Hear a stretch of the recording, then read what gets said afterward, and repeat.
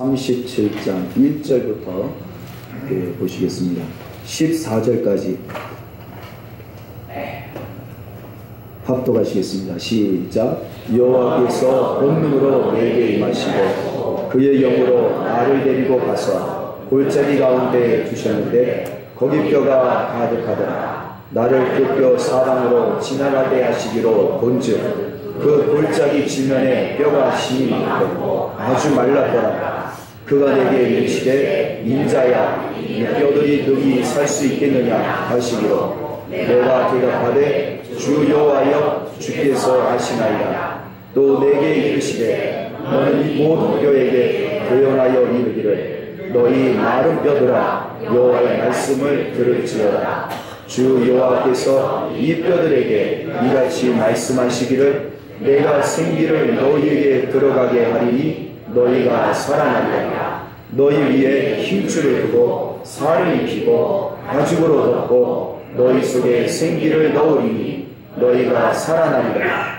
또 내가 여호와인 줄 너희가 알리라 하셨다 하라. 이에 내가 명령을 따라 대언하니 대언할 때에 소리가 나고 움직이며 이 뼈 저 뼈가 들어맞아 뼈들이 서로 연결되더라. 내가 또 보니 그 뼈에 힘줄이 생기고 살이 오르며 그 위에 가죽이 덮이나 그 속에 생기는 없더라.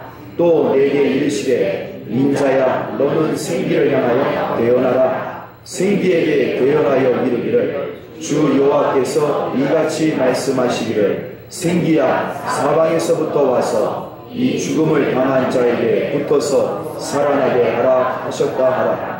이에 내가 그 명령대로 대언하였더니 생기가 그들에게 들어가매 그들이 곧 살아나서 일어나 서는데 극히 큰 군대더라. 또 내게 이르시되 인자야 이 뼈들은 이스라엘 온 족속이라.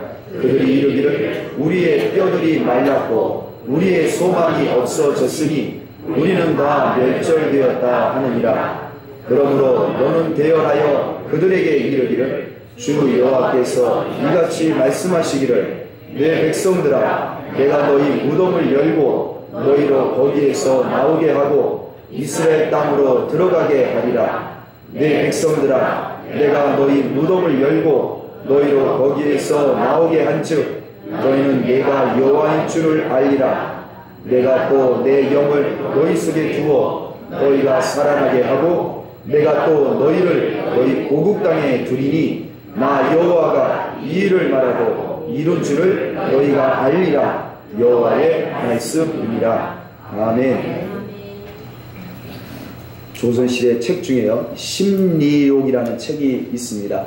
1775년부터 1800년도까지 조선의 왕 정조 왕이 25년 동안 그때 조선 사회에 있었던 가장 강력 사건들만 모아다가 이 정조가 직접 심리하고 판결을 내린 책이 심리록이라는 책이 있습니다.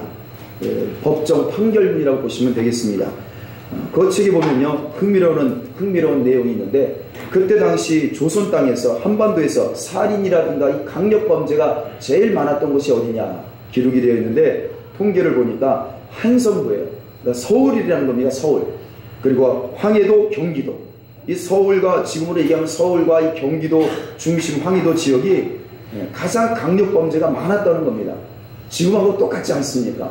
그런데 재미난 것은 그때 당시에 이 한성이라든가 경기도 인구가 전국에서 3%가 안 됐습니다. 지금은 우리 경기도와 서울이 우리나라 거의 절반 가까이 오는 인구가 몰려있지 않습니까? 사람이 많으니까 범죄가 높은 것은 이해가 되는데 그때 당시에는 전국에서 인구가 3%가 안 됐어요. 경기도나 이 한성이 서울이. 그런데 그 사람도 없는데 얼마 없는데 강력 범죄는 전국에서 15%에 달할 정도로 강력 범죄가 많았습니다. 살인도 많았고 중범죄가 많았다는 사실입니다. 이걸 보면요 조선시대에 이 문명화된 지역 지식과 경제가 발달한 지역일수록 머리가 똑똑할수록 범죄 이 강력 범죄도 많았다는 사실을 그때의 기록을 통해 알 수가 있습니다. 또 특히 재미난 것은요 이 서울 바닥에서도 그때 당시에 한성부 이 사대문안이잖아요. 또 이 한강 이북 지역이지 않습니까? 그 지역에서도 강력 범죄가 제일 많았던 지역이 또 기록이 돼 있어요. 그 통계가 나왔는데 지금으로 말하면 마포 지역입니다. 용산 지역. 여기가 우범지대였다는 거예요. 그때 당시에. 살인이라든가 강력 범죄가 많았는데 그때 당시에 그 지역이 마포와 용산 지역이 이 상업과 공업이 발달한 지역이었다고 이야기를 기록이 되어 있습니다. 여러분, 제가 왜 200년 전 책을 이렇게 뒤져보고 도서관에서 찾아봤느냐? 이유가 있습니다. 여러분, 지난 한 주간 너무너무 듣기 싫은 뉴스가 많이 나오지 않았습니까? 부모가, 아버지가, 어머니가 자식을 죽여요. 저는 이 사건들이 계속해서 이 뉴스에 자꾸 기자가 되길래 이 사건들이 지금만 있는 일인가? 아니면 과거에도 있었던 일인가? 이게 궁금했습니다. 그래서 우리나라 조선시대는 도대체 어땠을까? 그래서 도서관에 가서 제가 찾아본 거예요. 도대체 우리 조상들 시대에는, 우리 조선시대에 그때도 부모가 자식을 죽이는 일이 이렇게 지금처럼 흔했던 일일까? 만약에 과거에만 있었던 일이라면 지금 이 현상을 과거에 있었던 일이라면 우리 인류가 원래 그럴 수 있겠지 라고 이해를 좀 할 수 있는데, 만약에 조선시대에도 없었던 일이라면 이 지금 우리 현재에 일어나는 이 부모가 자식을 죽이는 일은요, 이 현상은 굉장히 심각한 문제라는 것이죠. 남의 일이 아니라는 거예요. 우리 찬양교회가 이 시대에 공존하고 있는 이 시대에 살고 있는 우리 찬양교회 성도들이 분명히 해결해야 되고 우리의 책임이 분명히 있다는 사실입니다. 이것을 묵과할 수가 없는 것입니다. 그래서 200년 전에 그 심리록이라는 책에 25년 동안 한 1100건의 강력사건이 기록되어 있습니다. 살인사건이 한 90%. 그 살인사건, 누군가 남을 죽였다는 그 살인사건들 중에 보면 친족살인, 가족살인이 약 16%밖에 안 됩니다. 자기 가족들을 죽인 사건은 16%예요. 거의 대부분이 남을 자기하고 상관없는 혈육이 아닌 사람들을 죽였다는 거예요. 그 16% 중에 친족살인이나 가족살인 중에 이 어떤 살인인가 봤더니요, 남성이 여성을 살해한 사건이 100%예요. 그것도 이 유교 사회였기 때문에 군사하고 일체를 하지 않았습니까? 왕과 또 신하와 아버지는 하나다. 그래서 거의 대부분이 남편이 아내를 죽이는 사건이었어요. 남편이, 아버지가 자식을 죽이는 사건은 그 기록에는 하나도 없습니다. 물론 특별한 경우가 이어서 예외적인 일로 인해서 기록이 안 될 수도 있을 수도 있습니다. 그러나 분명한 그 기록 중에 90%의 그 살인사건 중에 보면 한 건도 아버지가, 어머니가 자기 자식을 자기 손으로 죽이는 사건은 한 번도 기록이 되어 있지 않다는 것은 분명한 사실입니다. 그런데요, 조선 말기로 갈수록, 일제시대에 가면 갈수록 여자가 남자를 죽이는 일이 또 있었습니다. 그게 또 증가추세. 아내가 남편 죽이는 사건이 막 증가하는 거예요. 대한제국의 한 10여 년 동안 살인사건 중에 아내가 남편 죽인 사건이 7건이 기록이 되어 있습니다. 그런데요, 1911년이죠. 일제시대 때죠. 일제시대 때 1911년부터 5년 동안 아내가 남편 죽인 사건이 128건이 기록되어 있습니다. 세월이 가면 갈수록, 문명이 발달하면 발달할수록 아내가 남편을 죽인다는 거예요. 여기 계신 남편분들 조심하십시오. 죄송합니다. 살인사건 얘기하는 것이 아니라 우리 시대가 그렇지 않습니까? 이제 남편이 점점 남편 대접을 못 받지 않습니까? 그럼 이거는 지식이 발달하고 문명이 발달하면 어쩔 수 없는 그러한 현상입니다.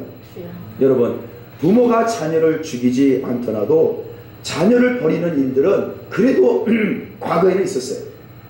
부모가 직접 자기 손으로 자식 죽이는 일은 없었다는 거예요. 과거에. 버리는 일은 분명히 있었습니다. 2500년 전에 플라톤이 쓴 국가라는 유명한 우리 고전 중에 고전인 책이 있습니다. 그 책에 보면요, 이 자녀들 중에, 자녀를 낳으면 약한 아이, 공부를 못하는 아이, 체력이 약한 아이는요, 성 밖으로, 도시 밖으로 던져버립니다. 짐승밥이 되든 그냥 알아서 살라는 거예요. 저 도시 바깥에 있는 그 거렁뱅이들 손에 키워지든 마음대로 하라고 그렇게 내버리도록 명령합니다. 공구사항. 똑똑하고 체력 좋은 자녀만 키우라고 가르치는 책이었습니다. 여러분, 1687년에 숙종 13년에 보면 한반도에도 극심한 기근이 일어납니다. 전라도에서만 2,000명이 굶어 죽었어요. 그러자 부모들이 자녀들을 키울 자신이 없으니까 그냥 내버린 일들이 있습니다. 인조 때 병자 호란이 있었죠. 그때 남한산성에서 인조 왕이 끝내 버티다가 이 삼전동에 내려와서 머리를 찢지 않습니까? 땅에. 그러면서 굴복하지 않습니까? 그런데 인조가 경복궁까지 굴복하면서 이렇게 들어가는데 그 길거리마다 버려진 아이들이 인산인해를 이루었다고 기록이 되어 있습니다. 우리나라 6.25 때도요, 피난민들이 열차를 타고 부산으로 피난을 갑니다. 그런데요, 야, 이제 우리 부산에 도착했다, 살았다, 그렇게 안도를 하고 있는데 낙동강 그 철교를 넘어가는데, 이 낙동강 철교를 넘어가고 있는데 강물 위로 뭔가 보자기를 막 던지더래요. 한두 개가 아니라 여러 계속 사람들이 버리더랍니다. 저게 뭔가 봤더니 물 위에서, 강물 위에서 그 아기들이 그냥 아우성 치면서, 그 어린 애들이 아우성 치면서 죽어가더랍니다. 부모들이 피난을 가면서 더 이상 먹을 게 떨어지니까 어차피 굶어 죽을 것, 내가 너희들을 먹일 게 없다, 그냥 낙동강 물 위에 던졌던 일들이 기록이 되어 있습니다. 여러분, 자살 문제도 그래요. 자살 문제가 옛날에도 있었을까? 여러분, 일제시대 때 1910년도에 자살자가 400명 정도가 있었습니다. 그런데 15년이 지난 후에 1920년도 기록에는 4배가 증가했어요. 4배가. 그리고 그 이후로 1930년 5년이 지나니까 2,000명을 돌파합니다. 여러분, 과거에는요, 없었던 문제라는 거예요. 지금 우리가 지금 겪고 있는 문제들. 부모가 자기 자식을 자기 손으로 죽이는 일, 과거에는 없었다는 거예요. 자살하는 문제, 여러분, 과거에는 그렇게 흔치 않았던 거예요. 지금처럼 일상이 된 이 일들이 과거에는 아니었다는 것입니다.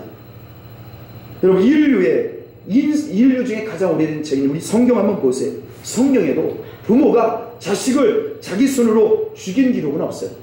아브라함이 있다고 이야기하시겠습니까? 아브라함이 자기 자식 이삭을 죽이려고 할 때 하나님이 멈춰라, 하나님 멈추시죠. 또 있긴 있습니다. 몰렉이라는 우상 종교가 하나 있었어요. 근데 이 몰렉이라는 이 종교는 어떤 종교냐? 자기 자식을 산채로 불 속에 집어넣어서 제물로 바치는 종교였습니다. 하나님이 이 몰렉을 섬기는 이스라엘 백성들에게 진노하십니다. 그래서 이스라엘 백성이 멸망한 거예요. 바벨론 제국에. 여러분, 지난 주간 우리는 유독 부모가 자녀를 학대하고 자기 자식을 직접 죽이는 이런 일들이 너무나 많은 소식들을 우리가 들었습니다. 여러분, 어쩌면 지금 이 순간 우리는 이렇게 하나님을 예배하고 하나님의 자녀의 사랑과 복을 누리고 있지만, 어쩌면 지금 우리 서울 바닥에서도, 어쩌면 경기도 어떤 집에서도 아이들이 자기 부모에게서 학대받고 구타당하고 굶주림을 당하고 죽어갈 아이들이 분명히 있습니다. 분명히 있을 수 있어요. 여러분, 왜 그렇습니까? 문명이 발달하고 경제적으로 발달하고 사회가 발달했는데, 과학이 발달한 이 시대에 여러분, 가면 갈수록 왜 과거에 없었던 일들이 지금 이런 비참한 일들이 생기는 것일까요? 그 부모들이, 학대하는 부모들이 지식이 없어서 그럴까요? 못 배워서 그럴까요? 여러분, 제가 시골 교회에서 목회하지 않았습니까? 지금도 시골 어르신들은요, 글을 몰라요. 95%가 글을 모르세요. 학교 근처도 못 가고 평생 농사만 지으신 분들이 지금 농촌에 남아 계신 분들이 있어요. 그런데 이분들이요, 농어촌에 살고 계신 그분들이 외출할 때는 문을 안 잠그고 다니세요. 멀리 서울을 가거나 어디 장거리 여행을 가면 그때는 문을 잠궈도 장에 나가거나 근거리 나가거나 반나절 일하거나 무슨 일을 하더라도 절대 문 안 잠깁니다. 그래도 문제가 안 생겨요. 간혹가다 예외가 있긴 있습니다. 제가 이 농어촌 독거 어르신들 음식 나눠드리고 신방하고 살아계시나 별일 없으시나 마을 구석구석 잘 다니고 그랬는데, 어느 날 한 어르신이, 교회 안 다니시는 어르신이요, 집을 비운 사이에 10만 원이 없어졌대요. 근데 그 범인이 나라고 자꾸 제가 사임을 하고 떠날 때도 끝까지 그 의심을 풀지 않았어요. 자꾸 저만 보면은 온 동네 소문이 다 퍼졌어요. 저 목사가, 윤 목사가 내 집에 들어와서 돈 10만 원 가져왔다고. 그래서 그 누명을 쓰고 얼마나 억울한지. 물론 예외적인 경우가 있는데, 그래도 어르신들이 문을 안 잠그고 다녔어요. 지식이 없어도. 여러분, 그분들이 여러분 남을 미워하거나 또 억하심을 갖거나 또 자기 자녀들을 학대하는 그런 가정들을 제가 본 적이 없습니다. 여러분, 우리나라처럼 세계에서 인정할 만큼 고등교육을 많이 받은 민족이 나라가 우리나라만큼 없습니다. 그게 세계적으로도 발표가 됐습니다. 여러분, 못 배운 부모들이 자녀 학대하는 게 아니에요. 학교 안 다닌 분들이 그런 부모가 자녀를 때리고 죽이는 게 아니에요. 여러분, 지식이 있으면 그러면 사랑하고, 지식이 있으면 자녀를 사랑할까요? 이웃을 사랑할까요? 우리나라의 도덕 교과서를 강화시키고 교육을 강화하면 다시 회복이 될까요? 조금 도움은 될 수 있습니다. 여러분, 우리 성경에도 2000년 전 예수님 시대에 바리새인, 율법사들, 대제사장들, 서기관들이 있습니다. 성경을 아주 통째로 외우는 사람들이에요. 하나님 말씀대로 사는 사람들이에요. 여러분, 그 사람들이 진정으로 사랑이 있었을까요? 그 많은 지식을 갖고 있었고 문맹률이 높았던 그 시대에 성경을 달달달 외웠던 그 사람들이 진정으로 사랑이 있었습니까? 여러분, 그들이 예수님을 죽였던 주범들이라는 사실을 기억해야 합니다. 여러분, 철학자 니체가 이야기하죠. 의지가 약한 사람은 돕지 말라. 스스로 일어날 수 있도록 아예 돕지 말라. 그래서 그 니체의 사상에 영향을 받은 히틀러, 그리고 나치당으로 의해서 전 세계 수천만 명이 학살을 당하고 전쟁에 죽임을 당하지 않습니까? 지식이 사람을 만드는 게 아니에요. 지식이 사람을 완성시키지 못합니다. 사람을 만드는데, 사람답게 만드는데 지식은 조금의 영향을 줄 수 있지만 그것은 한계가 있습니다. 내가 지식을 갖고 있고 사랑이 뭔지도 알고 내가 교육을 받아도요, 폭력과 자기 자신을 통제하거나 절제하는 데 도움이 되지 않습니다. 중독 문제를 해결하지 못해. 오히려 이 교육과 지식이 발달한 사회일수록 중독 문제가 너무 심각합니다. 우리 육신과 정신의 힘으로 안 된다는 겁니다. 교육의 힘으로 안 된다는 거예요. 여러분, 어떻게 하면 정말 사람답게 살 수 있을까요? 생명을 누릴 수 있을까요? 여러분이 살아있다는 것이 무엇입니까? 생명이란 이게 무엇입니까?